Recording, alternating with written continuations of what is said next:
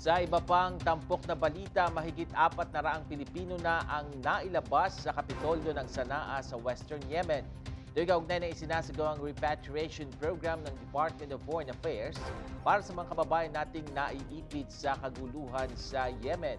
Dahil walang Philippine Embassy sa Yemen, pinangunahan ng Crisis Management Team o CMT ng Embahada ng Pilipinas sa Saudi Arabia ang nasabing repatriation program.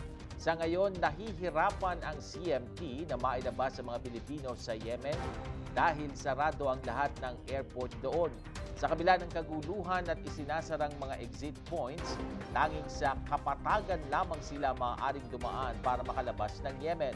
Kahapon, naitawid na sa border ang 79 na Pilipino at kasalukuyang inaayos na ang kanilang flight pauwi ng Pilipinas. Kasalukuyan namang lula ng 5 bus ang mahigit 200 Pilipino patungo sa border ng Saudi Arabia. Nagiging impossible na nga, nagiging mahirap na mailabas sila. Yemen, yung naunang 99 plus 243 plus 20, almost 400, no?